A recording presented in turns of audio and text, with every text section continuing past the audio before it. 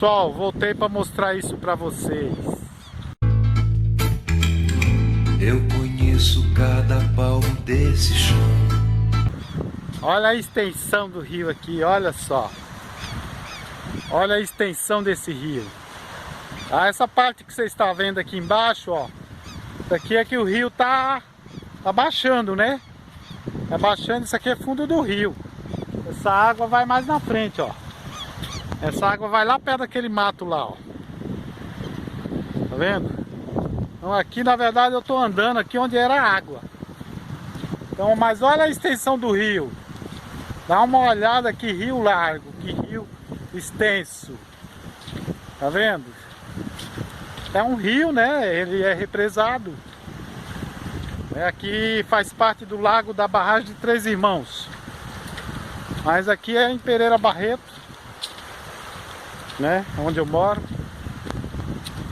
E é tudo isso aí, ó. Que maravilha, que mar. Que mar. E água limpa. Tá? Eu acho que se hoje a gente tem falta de água em São Paulo, né? A culpa é dos governantes que não promovem moradia às pessoas pobres, né? Que não tem uma casa para morar.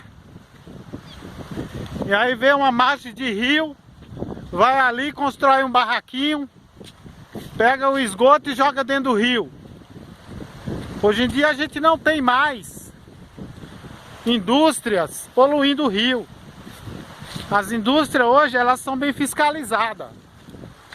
Tá? Eu conheço, eu trabalhei numa indústria, Companhia Nitroquímica Brasileira, e eu sei como que é a política das grandes empresas. Todas elas hoje têm o seu tratamento de água. Então a água que é coletada para uso é descartada, tratada de volta para o rio.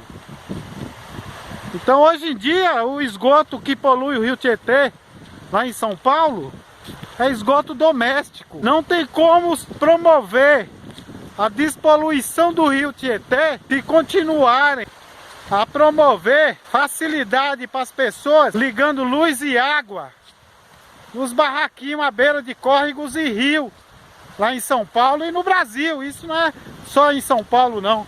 A gente fala de São Paulo porque eu moro em São Paulo e estou me referindo ao rio Tietê, estou me referindo aos pequenos córregos que cortam a capital, onde o pessoal constrói moradias de forma irregular e coloca lá os seus esgotos direto no rio. Então assim, nós nunca iremos ver o Tietê limpo enquanto não tiver uma política habitacional. É preciso que isso mude.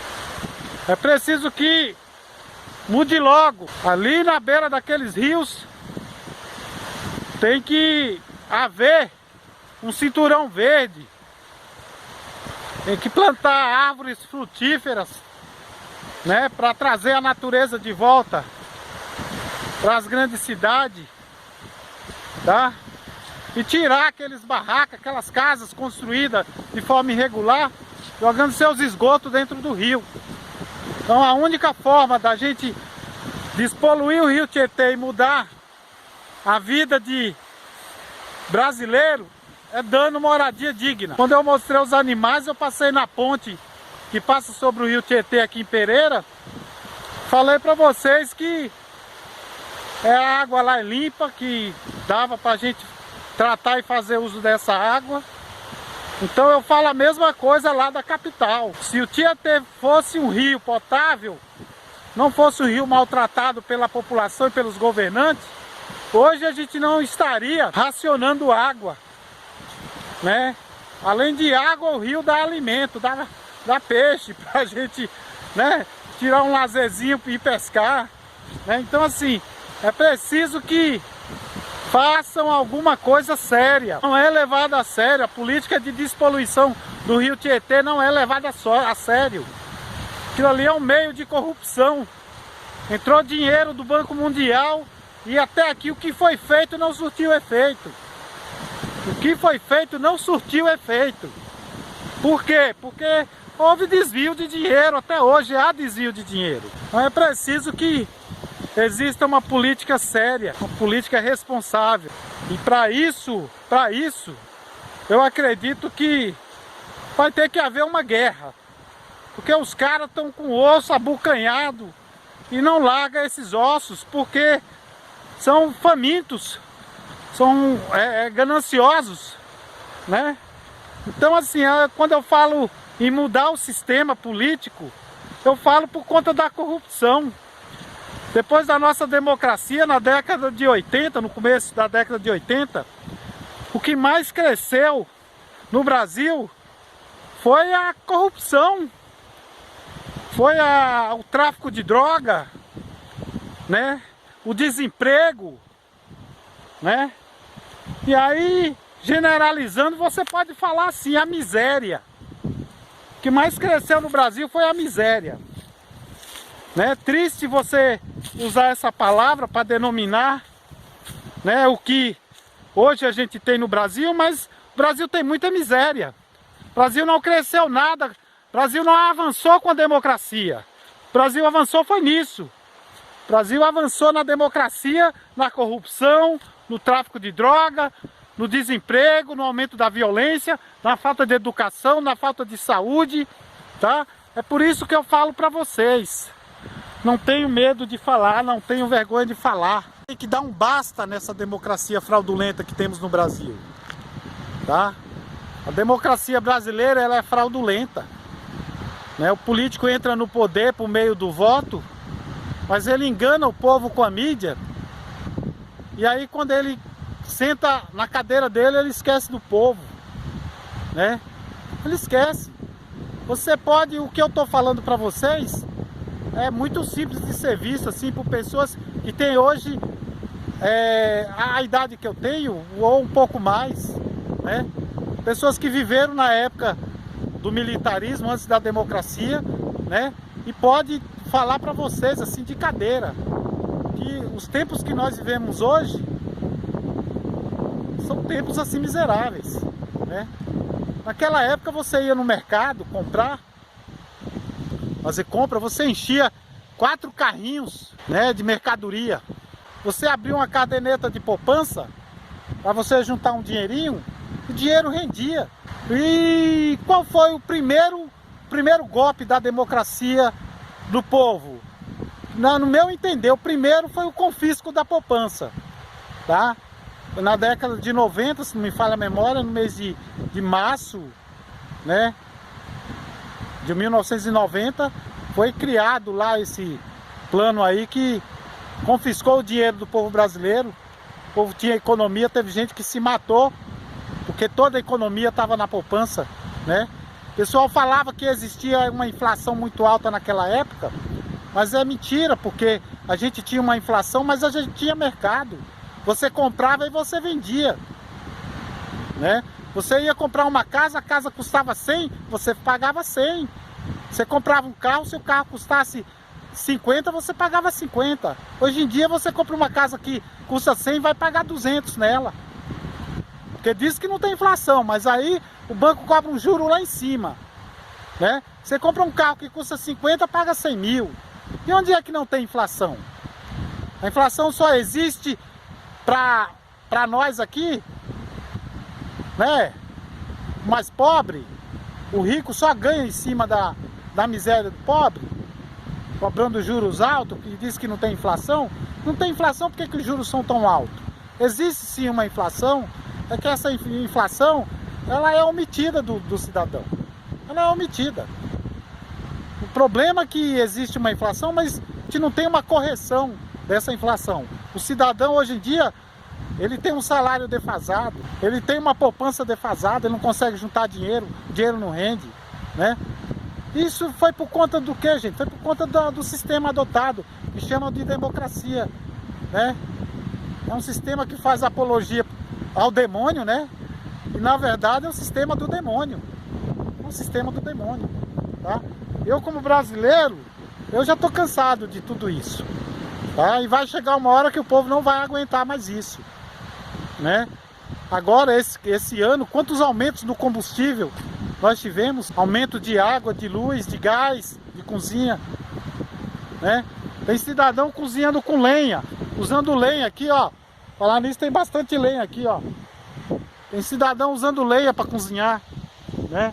E onde é que nós vamos parar com tudo isso, gente? Então assim, eu não acredito que o Brasil mude com o sistema político que a gente tem. Porque o ministro da Justiça, ele não defende o pobre. O deputado federal também não vai defender o pobre. E vocês sabem por quê? Porque esses caras ganham fortunas. Esses caras têm o salário deles. Esses caras têm benefício. Esses caras têm verba de gabinete.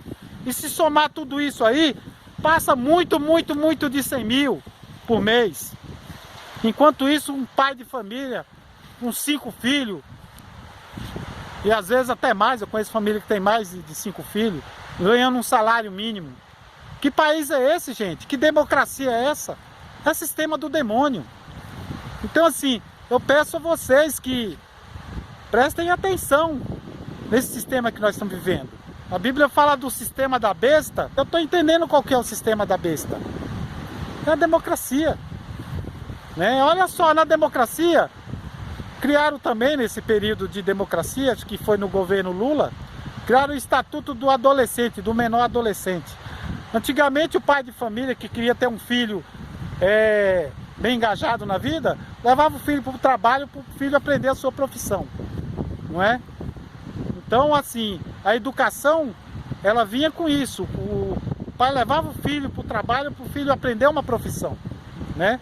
Aí o estatuto do menor vem e proíbe o menor adolescente de trabalhar. A mulher que fica na rua, vem o pessoal do tráfico, né? Alicer esse menino e o menino vai traficar drogas. Vai vender droga na rua, tá? Então, o que é que o estatuto do menor adolescente fez? Fomentou o tráfico de droga, impedindo que os pais levem seus filhos para trabalhar. Então, gente, que sistema é esse? Que sistema é esse? Isso é o sistema do demônio. Acordem, acordem. É preciso que o brasileiro, que o ser humano acorde, né? Nós temos que lutar pela nossa liberdade. Hoje o Brasil, cada cidadão brasileiro contribui com aproximadamente 6 meses do ano com imposto para o governo, do seu salário. Você pega o seu salário de 12 meses, 6 meses, você entrega para o governo, imposto. Você abastece seu carro com 100 reais, para aproximadamente 50 reais é imposto. Então é quase a metade, é quase 50%, é quase a metade. Então, gente, é preciso que o brasileiro acorde, tá? Eu gravo esses vídeos defendendo a natureza, é que nós somos natureza, o cidadão, o ser vivo é natureza. Então não tem como a gente falar de preservação da natureza sem falar na preservação do homem, da vida, né? Então tem gente que não gosta de política, mas não tem como. Política está na nossa vida. Se Deus deu a terra para nós viver de forma organizada, e se a política é uma ferramenta para nós nos organizar, né, em sociedade, nós temos que cuidar das nossas comunidades com essa ferramenta chamada política. Mas esse sistema adotado no Brasil é um sistema político fraudulento. Essa tal de democracia, ela é fraudulenta. Porque eu, como cidadão, não consigo acompanhar o governador, o prefeito, o deputado, o vereador que eu elegi com meu voto. Eu não consigo. Eu não tenho instrumento para fiscalizar. Eles criaram dentro da democracia um sistema onde o cidadão não alcança tempo para ser punido o corruptor, aquele que corrompe no poder. Esses caras recorrem à justiça e a justiça favorece eles em tudo. Então, é preciso que o brasileiro acorde. Logo, logo a gente vai ter eleição e tem uma turma aí defendendo para não entrar o voto impresso. Agora, por que isso, gente? Porque eles querem continuar roubando o cidadão, omitindo do cidadão a verdade. Eles querem continuar entrando na política e desviando recurso público, né? E veja bem, se você tem o voto impresso, é uma forma de você ter a certeza que você votou naquele candidato, que o voto impresso te prova isso. Agora, se você não tem, quem te garante que o teu voto não foi desviado? Então, assim, o voto impresso, na verdade, vai auxiliar, mas não é definitivo para nós acabar com a corrupção no Brasil. Porque o sistema político ele é fraudulento, nós temos que acabar com o sistema. Tá? A democracia não serve para o Brasil, não serve. Eu vim aqui para a praia para falar para vocês de tudo isso, porque se eu falar em casa, causa discussão. Se eu falar na rua, causa discussão. Então eu estou falando aqui num lugar tranquilo, sossegado. Eu acredito eu que não tem ninguém me ouvindo nesse momento. Então é eu e Deus e agora vocês que estão aí me vendo. Então eu quero pedir para vocês assistirem esses vídeos, né, que eu faço, né? E vocês prestarem atenção no que eu estou falando para vocês. Procurem analisar, conversar com os mais velhos, que vocês vão entender que o que eu estou falando é verdade. Então nós temos que lutar para derrubar esse sistema. Eles não querem largar o osso, eles não querem. Você fala contra a democracia, os caras querem te enterrar, né? Tem gente que fala que a gente é radical, que a gente é ignorante, tá? Eu posso não entender muito de política, mas eu entendo de vida, eu entendo de ser humano. E a nossa humanidade aqui no Brasil está maltratada, está judiada. A gente precisa cuidar melhor das pessoas e o sistema aqui não permite. Se o sistema não permite, nós temos que derrubar esse sistema, tá? Então, gente, assista nossos vídeos. Eu quero pedir para vocês que curtam os vídeos, compartilhem e se inscrevam no canal. Porque o canal ele só vai ter visualização se as pessoas se inscreverem e compartilharem. Tem que compartilharem o vídeo, que é para chegar a mais gente, tá? Então eu conto com vocês. Eu vou encerrar o vídeo agora, para não ficar um vídeo muito longo, para não ficar muito chato, tá? Mas ó, eu conto com vocês. Ajude a gente aí compartilhando nossos vídeos, se inscrevendo no canal e dando like, tá bom? Fique com Deus e até a próxima, tá?